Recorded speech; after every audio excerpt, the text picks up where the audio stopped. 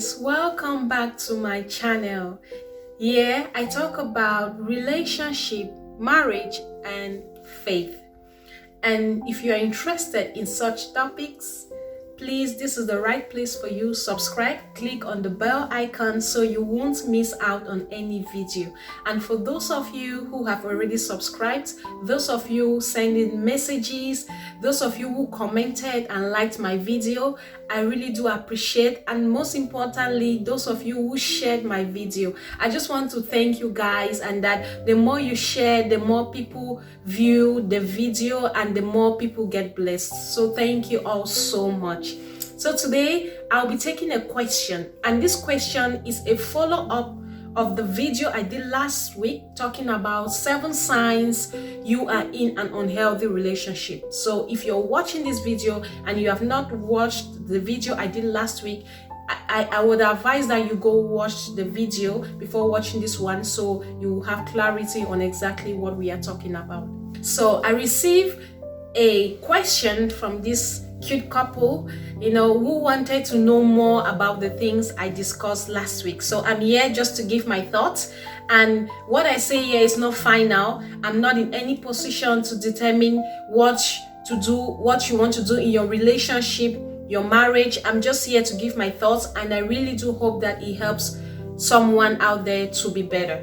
The question said, assuming that someone realizes that they are in an unhealthy relationship, experiencing disrespect, experiencing distrust, experiencing, the things I mentioned apart from abuse, how can they move ahead if their partner is not responding to communication? If you are in an unhealthy relationship, marriage, they asked about marriage, but I'm also going to mention about relationship. If you are in an unhealthy relationship, they asked about marriage. What can you do?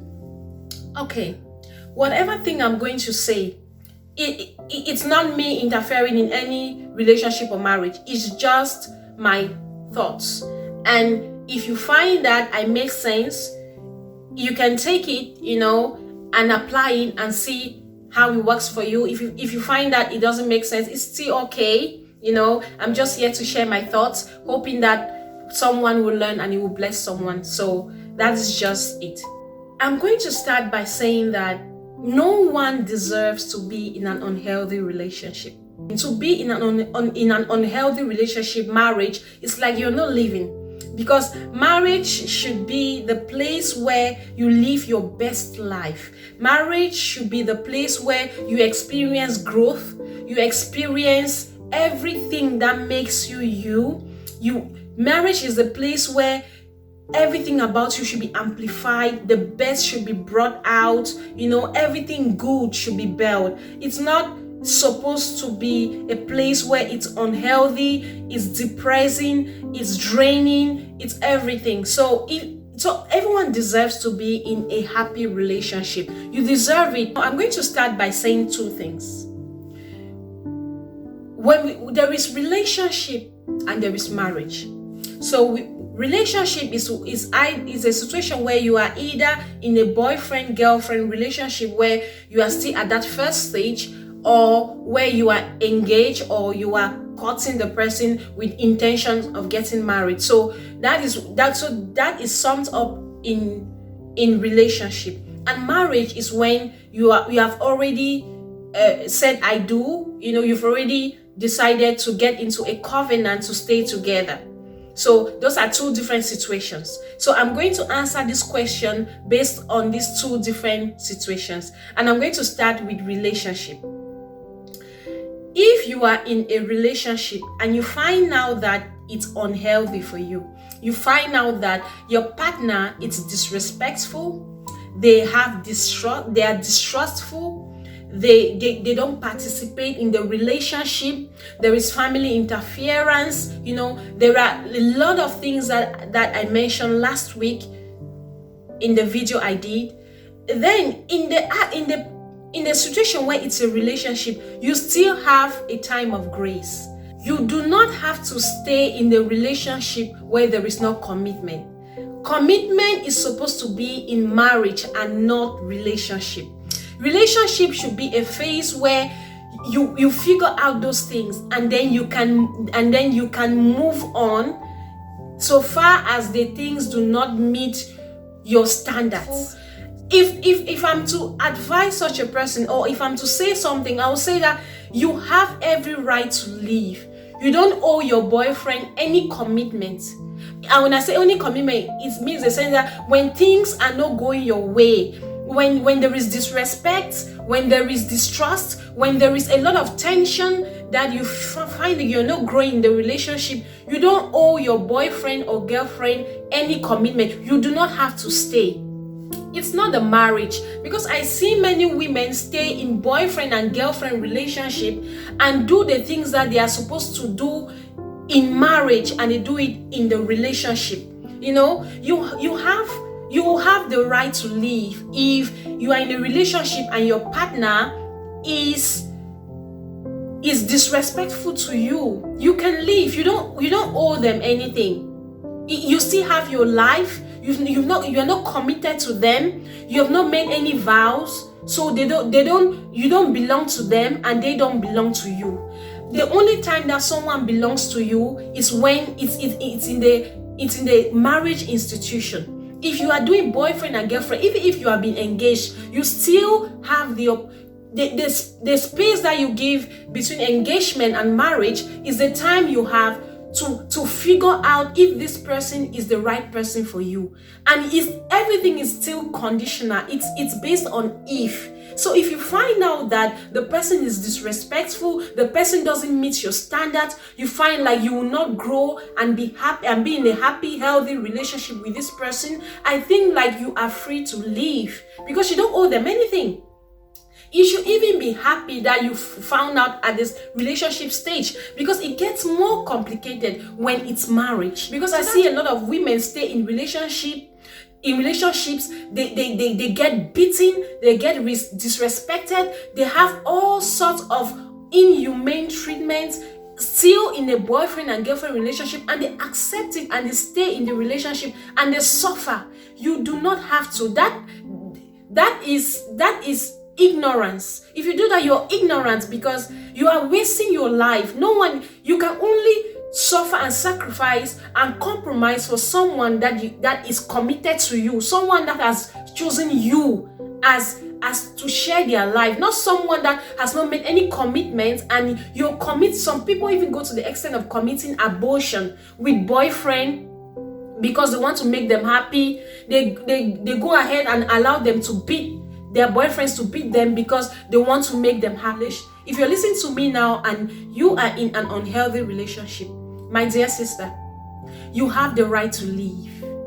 You don't owe your boyfriend anything. He has not committed to you, and you are not sure if he'll be committed to you in the future. So don't allow yourself to be used, to be battered, to be battered, to be destroyed. Meanwhile, the person that is supposed to love you the right way is somewhere waiting, and you're giving your life to someone who is wasting you and using you.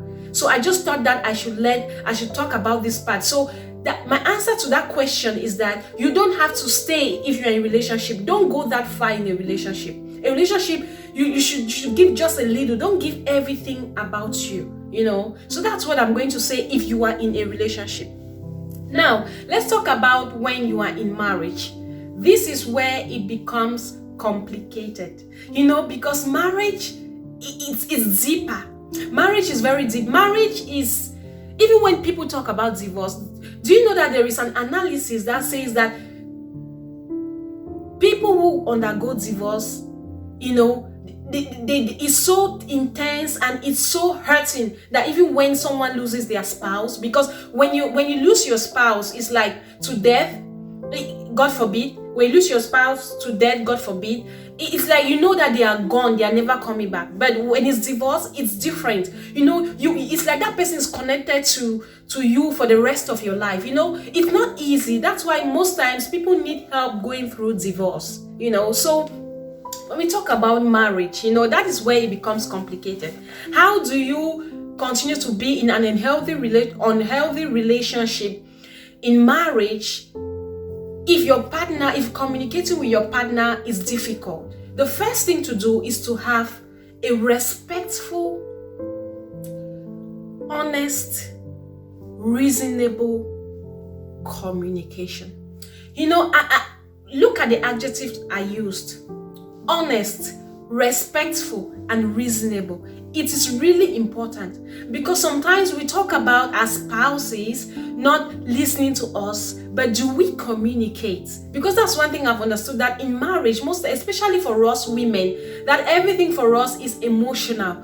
We usually find ourselves just shouting, just talking, because we are emotional. We are emotional. When we are emotionally involved, or when something emotionally affects you, sometimes when you act on your emotions, sometimes it's not reasonable. For example, if you're feeling a kind of way, there is no need to go ahead and just shout or just talk, or some of us just cry. No. You need to be able to, you need to be able to explain yourself. Sometimes some of the reasons why our husbands or do not listen to us is because we do not know how to communicate. Men are very logical. Like men, and I would advise that when you're talking to your partner, appeal to their feelings.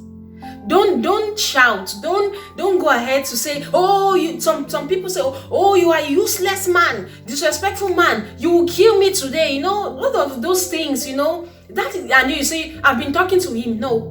What I'm talking about is a conversation where both of you sit down in a quiet environment, and in a time where there is no anger, in a time where there is not a lot going on.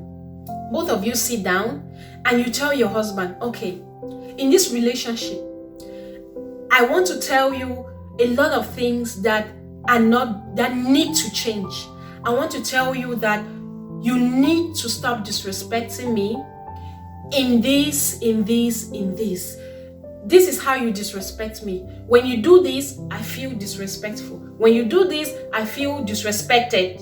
When you do this, I feel disrespected. When you raise your voice at me, I feel disrespected. When you act this way, I feel disrespected. And then, when your family interferes and tells you what to do, and you come and you implement it, and you want us to do it that way, I feel disrespected. This is how I feel in the relationship, and I need change. I need change. I need us to discuss on how we can make changes together. So what do you think about it?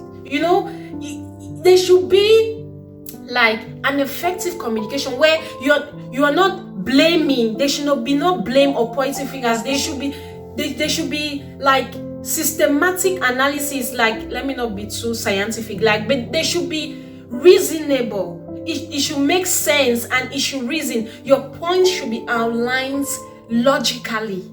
So you need to appeal to you say, I feel, when you do this is how it makes me feel. When you do this is how it makes me feel, and I need it to change, and I want us to work together to change it. Because one thing I've realized in marriage is that things don't just, in marriage, when something happens, it's always two people involved. So look at your own part as well. What is the part you have to play when you're being disrespected? Is it that you go ahead and you disrespect as well? Do you do the same things as well, and you expect your partner to make changes and you don't want to make changes? So when I talk about honest, reasonable, respectful communication, I'm talking about two people coming together, knowing that they have a part to play in what is going on, and you're willing to accept your own part in it, and you're willing to work together. Sometimes it might not be easy for both of you to communicate. That might be the problem.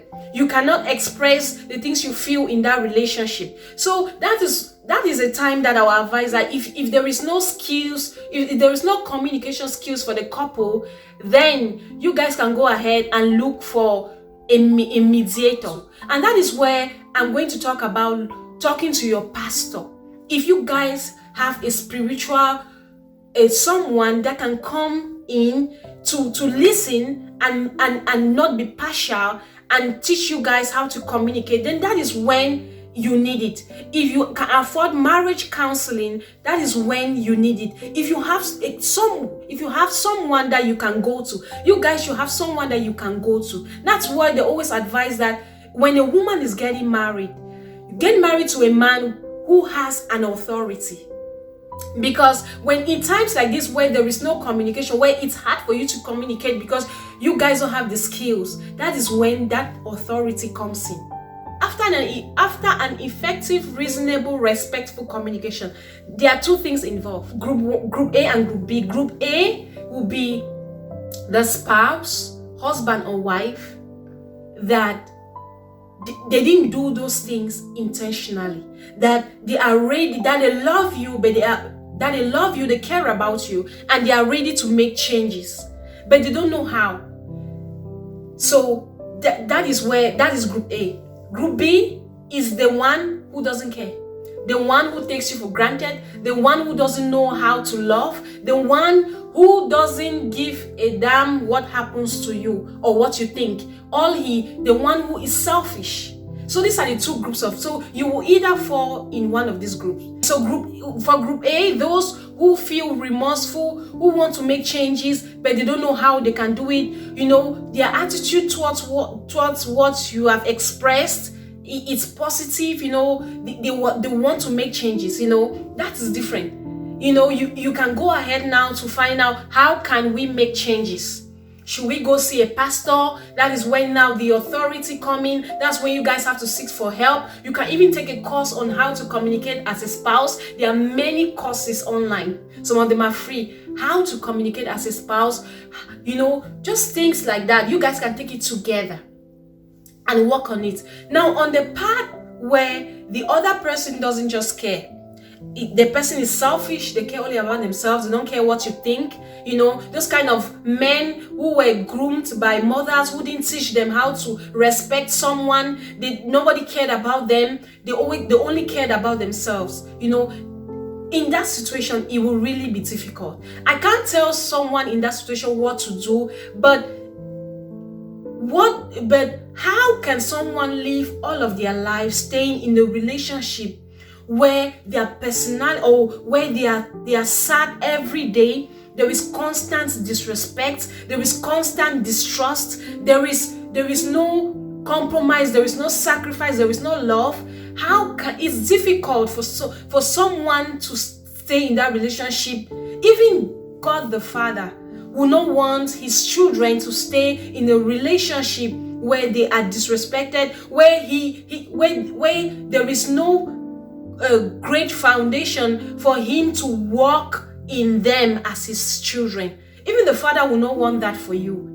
God wants us to be in relationships that is healthy, where he is there in the middle, deciding what happens and taking charge and making sure that your lives are lived in a way that Christ is revealed. And the last thing I'm going to say is that it's my own belief though, because I'm a Christian. This is what I believe.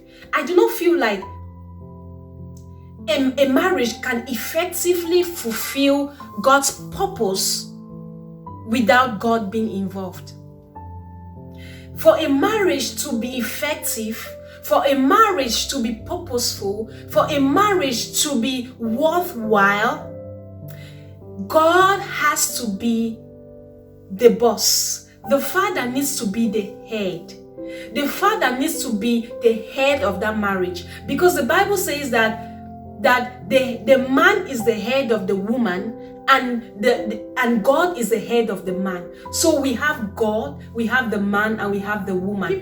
That's why pastors and most churches, they encourage that you marry a man that has that recognizes God's authority. You marry a man that has God's authority, that most times they used to say that fears God. You marry a man that honors God, that reverences God, because a man that honors God and reverences God, it's in God's hands. So when things go bad in a relationship, when emotions are in place, when things are going bad, when they find themselves acting the way they're not supposed to act, they are in the hands of God.